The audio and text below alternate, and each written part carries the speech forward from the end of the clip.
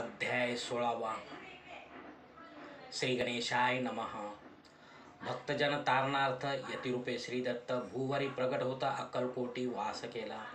जे जे झाले त्यांचे भक्त त्यात श्रेष्ठ स्वामी सुत ऐकता त्यांचे चरित्र महादोष जातील. प्रसिद्ध मुंबई शहरात हरिभाऊ नामे विख्यात आनंद होते नांदत निर्वाह करीत नौकरीने. कोकण प्रांती राजापूर तालुक्यात इतिया गाव सुंदर हरिभाऊ तेथील राहणार जात मराठी तयांची. ते खोत त्या गावचे होते संपन्न पूर्वीचे त्याच गावी तयांचे माता बंधू राहती. मुंबईत तयांचे मित्र ब्राह्मण उपनाव पंडित ते करिता व्यापार त्यात तोटा आला तयासी. एके समयी पंडितांनी स्वामी कीर्ती ऐकली कानी तेव्हा भाव धरुणी म्हणे नवस केला स्वामी ते. जरी 8 दिवसात मी होईन कर्जमुक्त तरी दर्शना त्वरित अक्कलकोटी येईन. हरिभाऊ आणि त्यांचे मित्र अफूचा व्यापार करिता त्यात आपणा नुकसान सत्य येईल ऐसे वाटले. त्यांनी काढिली एक युक्ती बोलावून पंडिताप्रती सर्व वर्तमान त्या का सांगती म्हणती काय करावे. हे नुकसान भरावयासी द्रव्य नाही आम्हापासी फिर्याद होता ब्रूसी बट्टा लागेल आमुच्या. तेव्हा पंडित बोलले मलाही कर्ज काही झाले निघाले माझे दिवाळे यात संशय असेना. तुम्ही व्हाव या कर्जमुक्त यासी करावी युक्ती एक तुमचा होऊन मी मालक लिहून देतो पेढीवरी. अफूचा भाव वाढला व्यापारात नफा झाला हे सांगावया पंडिताला मारवाडी आला आनंदे. अक्कलकोटी स्वामी समर्थ सांप्रतकाळी वास करीत त्यांचीच कृपा ही सत्य कर्जमुक्त झालो आम्ही. गजानन हरिभाऊ पंडित त्रिवर्ग अक्कलकोटी जात समर्थांचे दर्शन घेत पूजन करीत भक्तीने. तेव्हा समर्थे तयासी शिवराम मारुती ऐसी नामे दिधली त्रिवर्गासी अनेक मंत्र दिधले. पंडिता राम म्हटले गजानना शिवनाम दिले मारुती हरिभाऊस म्हटले तिघे केले एकरूप. मग समर्थे त्यावेळे त्रिवर्गाजवळ बोलाविले तिघांसी 3 श्लोके दिधले मंत्र म्हणून ते ऐका. श्लोक गुरुर्ब्रह्मा गुरुर्विष्णू गुरुर्देवो महेश्वरा गुरु साक्षात परब्रह्म तस्मै श्री गुरुवे नमः. ऐसा मंत्र हरिभाऊ ते दिधला असे समर्थे तेव्हा तयांच्या आनंदाते पारावार नसेची. दुसरा मंत्र गजाननाला तयावेळी श्रींनी दिधला तेव्हा तयाच्या मनाला आनंद झाला बहुसाळ. श्लोक आकाशात पतितं तोयम यथा गच्छति सागरम सर्वदेव नमस्कारः केशवम प्रति गच्छति. संतोषले त्यांचे मन मग पंडिताजवळ घेऊन एक मंत्र उपदेशोन केले पावन तया ते. श्लोक इदमेव शिवम इदमेव शिवम इदमेव शिवम इदमेव शिवः. 300 रुपये तयांनी आणले होते मुंबईहुनी त्यांचे काय करावे म्हणून विचारिले समर्थाते. ऐसा प्रश्न ऐकोनी समर्थ बोलले त्या लागोनी त्यांच्या पादुका बनवणी येथे आणाव्या तत्पर. काही दिवस गेल्यावरी त्रिवर्ग एके अवसरी उभे रावणी जोडल्या करी आज्ञा मागती जावया. आज्ञा मिळता तयासी आनंदे आले मुंबईसी. हरिभाऊच्या मानसी ध्यास लागला स्वामींचा. त्या आत्मलिंग पादुका 14 दिवसापर्यंत रेखा पायी वागवी भक्त सखा दिधल्या नाही कोणाते. हरिभाऊ एके दिनी समर्थासनिध येऊन दर्शन घेऊन श्रीचरणी मस्तक त्यांनी ठेविले. तो समर्थे तेरापती घेऊन या मांडीवरती वरदहस्त सत्वर्गती मस्तकी त्याचे ठेविला. म्हणती तू माझा सुत झालासी आता निश्चित परिधान करी भगवे वस्त्र संसार देई सोडूनी. मग छाटी कफनी झोळी समर्थे तयासी दिधली ती घेऊनी तयावेळी परिधान केली सत्वर. आत्मलिंग पादुका सत्वरी देती हरिभाऊ चकरी म्हणती जाऊनी सागर तिरी किल्ला बांधूनी राहावे. जाऊन आता सत्वर लुटवी आपला संसार लोभ मोह अनुमात्र चित्ती तुवान धरावा. आज्ञा ऐकून या ऐशी आनंद झाला मानसी सत्वर आले मुंबईसी साधू वेश घेऊनी. असो हरिभाऊने काय केले ब्राह्मणासी बोलाविले संकल्प करून ठेविले तुळशीपत्र घरावरी. हरिभाऊ घर लुटविता तारा नामे त्याची कांता ती करी बहुत आकांता घेत उरू बळवणी विनविते जोडून कर अद्यापि स्वस्थ करा अंतर आपला हा विचार सोडून द्यावा प्राणप्रिया ऐशी तियेची उत्तरे ऐकून या स्वामी कुमरे समाधान बहुत प्रकारे करीतसे तियेचे स्त्रियेच्या अंगावरी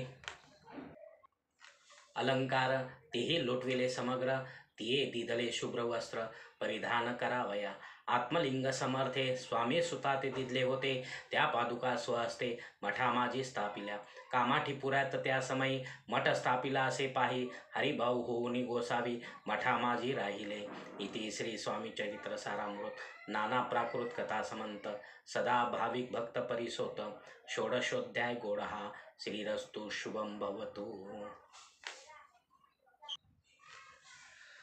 अध्याय 17 श्री गणेशाय नमः। मागील अध्यायी कथा सुंदर प्रख्यात जे मुंबई शहर तेथे येऊन स्वामी कुमार मठ स्थापिती समर्थांचा स्वामी नामाचे भजन त्यांची चरित्राचे कीर्तन त्याहून व्यवसायान्य स्वामी सुत नेनती स्वामी सुताची जननी काकूबाई नामे करुणी तिने हे वृत्त ऐकून दुःख केल्या निवार निज मातेचा शोक पाहून दुःखित झाले अंतःकरण तिये लागे सावरून धरिले सत्वर प्रेमाने नाना प्रकारे स्वामी सुत मातेचे समाधान करीत मधुर शब्दे समजावित परमार्थ गोष्टी सांगोनी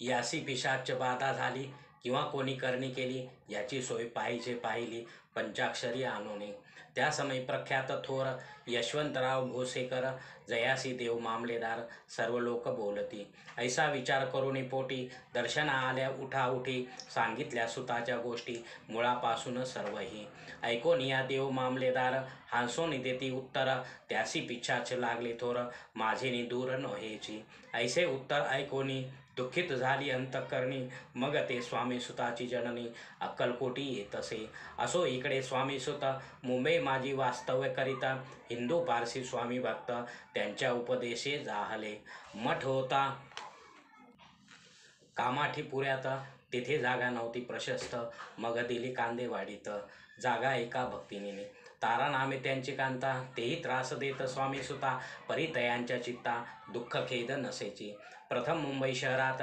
शके 1792 फाल्गुन कृष्ण त्रयोदशीस स्वामी जयंती केलीसे कोणे एके समयासी नगरकर नाना जोशी सहज आले मुंबईसी त्यांनी ऐकली वर्तमान पाहुनी स्वामी सुताप्रती आनंदले नाना चित्ती प्रेमानंदे चरण वंदिती स्तवन करीती तयांचे स्वामी सुते तयासी लावी येले स्वामी भक्तीसी धन्य झाले नाना जोशी रंगले भजनी समर्थांच्या पुढे जोशी बुवांनी स्वामीची पत्रिका करोने ती अर्पावया श्रीचरणी अक्कलकोटी पातळे पत्रिका श्रीचरणी अर्पिली स्वामी मूर्ती आनंदली समर्थे त्यासी आज्ञा केली नगारा वाजवा म्हणून नगारा वाजविता जोशी हसू आले समर्थासी पाहून या स्वभक्तासी परमानंद जाहला असो अक्कलकोट नगरात शके 1793 प्रथम स्वामी जयंती करिता स्वामी सुत आनंदे छेलीखेडे ग्रामात प्रथम स्वामी प्रगट होत विजय सिंग नामे भक्त गोट्या खेळत त्यास हवे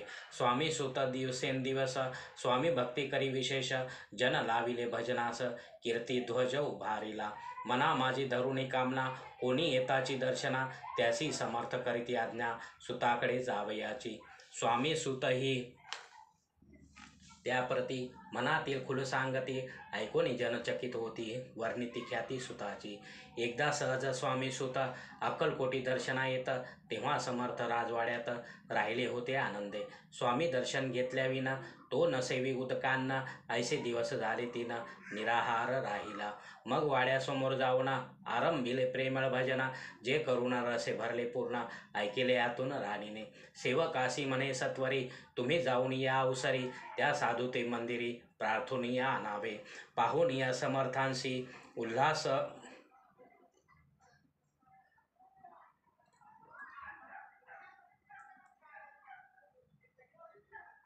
सुताचे मानसी धावून या वेगेसी मिठी चरणी घातली निज सुता ते पाहोनी आनंदले समर्थ म्हणे कर फिरविला मुखावरुनी हस्ती धरुणी उठविले अक्कलकोटी त्या अवसरी बहुत होते सेवेकरी, परी समर्थांची प्रीती खरी स्वामी सुतावरी होती. स्वामी सुत रात्रंदिन समर्था पुढे करती भजन, पायी खडावा घालून प्रेमरंगे नाचती. एके दिवशी श्री समर्थ बैसले असता आनंदात, स्वामी सुत भजन करीत पायी खडावा घालून. एकांत समय साधोनी समर्थ सांगती तया कानी, आम्ही जातो निजधामी वारसा पुढे चालवावा. स्वामी वचन ऐकोनी स्वामी सुत निशब्द होई, कल्पना न साहित्यासी स्वामी वन कैसे जीवन. वारंवार विनवी स्वामीसी ऐसे न करावे काही, मी अजान लेकरू तू माझी आई. स्वामी धरिती हृदयाशी म्हणती आम्ही तव हृदयी वास करू निश्चयी.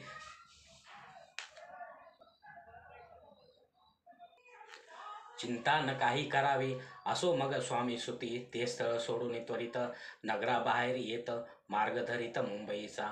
स्वामी वचनी दुखावला अंतरी बहु खिन्न झाला, परतोनी नाही आला जन्मवरी अक्कलकोटी. त्या दुःखे उत्तरोत्तर क्षीण झाला स्वामी सुत, दुःख करी दिवस रात्र चैन नसे क्षणभरी. तोची रोग लागला शेवटी आजारी पडला, ऐसा समाचार समजला अक्कलकोटी समर्थाते. स्वामी सुताची जननी राहत असे त्या स्थानी, तिने हे वर्तमान ऐकोनी विनवित समर्थाते. मग समर्थे त्या अवसरी मुंबईस पाठविले सेवेकरी, म्हणती सुताते सत्वरी मज सनिध आणावे. परी सुत त्या सांगाती आला नाही अक्कलकोटी, विरह दुःख त्याचे पोटी रात्रंदिन सलत असे. मग सांगती समर्थ त्यासी घालून पेटीत, घेऊन यावे त्वरित कोणीतरी जाऊनी. तथापि स्वामी सुत पाही अक्कलकोटी आला नाही, दिवसेंदिवस देही क्षीण होत चालला. शेवटी बोलले समर्थ आता जरी नाही सत्य, तरी तोफ भरून यथार्थ ठेविली ती उडवोकी. याचा अर्थ स्पष्ट होता तो समजला स्वामी सुता, परी तो न आला अक्कलकोटा जीवित परवा न केली.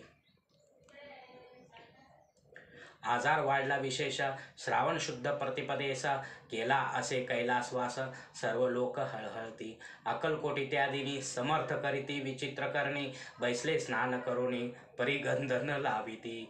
भोजनाती न उठती धरणीवरी अंग टाकती, कोणा संगे न बोलती रुदन करीती क्षणोक्षणी. इतक्या माझी सत्वर मुंबईहून आली तार, श्रुत झाला समाचार स्वामी सुतगत झाला. मग काकूबाईने सत्वर जवळी केले मुंबापूर, तेथे समजला समाचार परत्र पावला आत्मज. निज पुत्र मरण वार्ता ऐकून करती आकांता, तो दुःखद समय वर्णिता दुःखांतरी होत असे. असो मग काकूबाई अक्कलकोटी लवलाही, परतोनी आल्या पाही बोलल्या काय समर्थाते. सुत आपला भक्त असून अकाली पावला का मरण, मग स्मरती जे हे चरण त्यांचे तारण होय कैसे. समर्थ बोलले तियसी उल्लंघिले आमच्या आज्ञेसी, संधी सापडली काळाशी ओढून बळेची मग नेला. धन्य धन्य स्वामी कुमार उतरला भवदधी, दुस्तर ख्याती झाली सर्वत्र कीर्ती अमर राहिली. इथे श्री स्वामी चरित्र सारामृत नाना प्राकृत कथा समंत भाविक भक्त परिसोत सप्तदशोध्याय गोडहा. श्री भगवत चरणार्पणमस्तु. श्रीरस्तु शुभम भवतु. अध्याय 18. श्री गणेशाय नमः. स्वामी सुताच्या गादीवरी कोण नेमावा अधिकारी, ऐसा प्रश्न सेवेकरी करिता ती समर्थाते.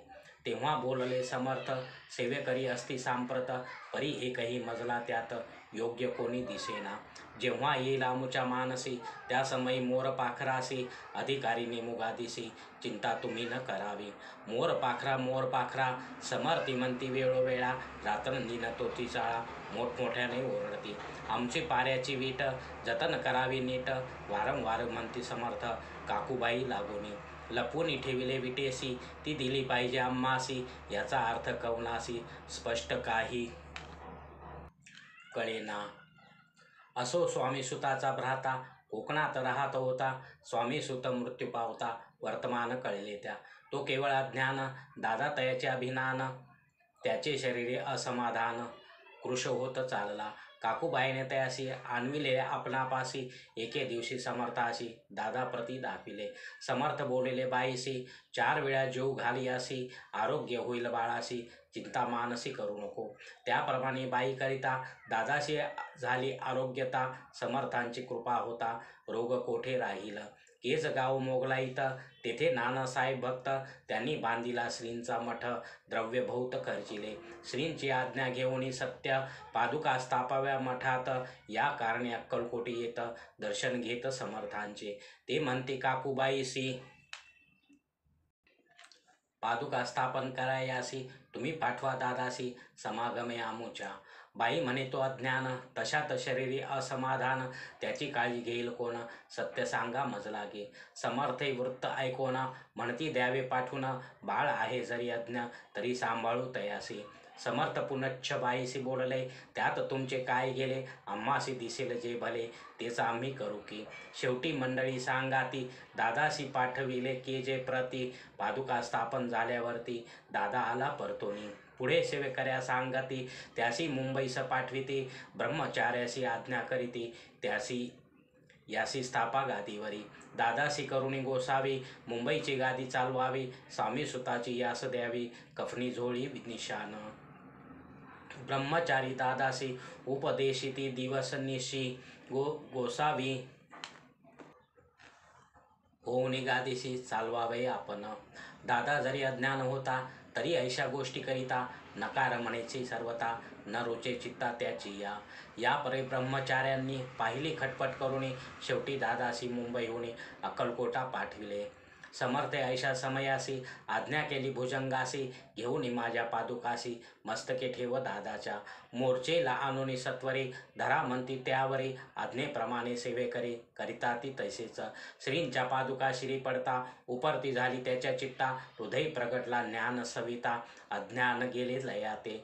धन्य गुरुचे महिमान पादुका स्पर्श करुण. जहाले तत्काळ ब्रह्मज्ञान, काय धन्यता वर्णावी.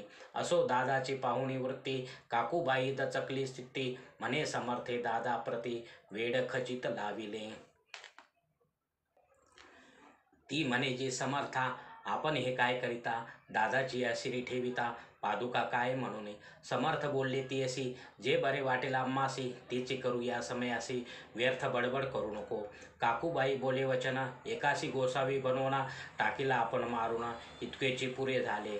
ऐकून ऐशा वचनाला समर्थाशी क्रोध आला. घाला म्हणती बाईला खोड्या माझी सत्वर. काकूबाईने आकांत करुणी मांडिला अनर्थ. नाना अपशब्द बोलत भाळ पिटीत स्वहस्ते. परी समर्थे त्या समयी लक्ष तिकडे दिले नाही. दादाशी बनविले गोसावी कफनी झोळी अर्पिली. दुसरे दिवशी दादाशी समर्थ पाठविती भिक्षेसी. ते पाहुणे काकूबाईसी दुःख झाले अपार.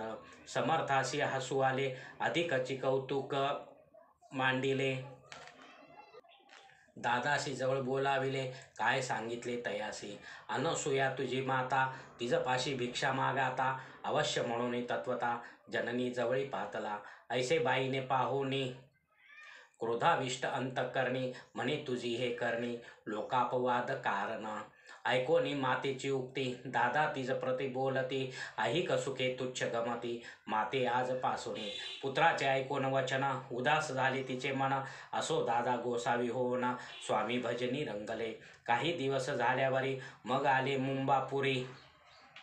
स्वामी सुताच्या गादीवरी बसोनी संस्था चालविली. इथे श्री स्वामी चरित्र सारामृत नाना प्राकृत कथा समंत सदा प्रेमळ परिसोत. अष्टदोषोध्याय गोड हा. श्रीरस्तु शुभम भवतु.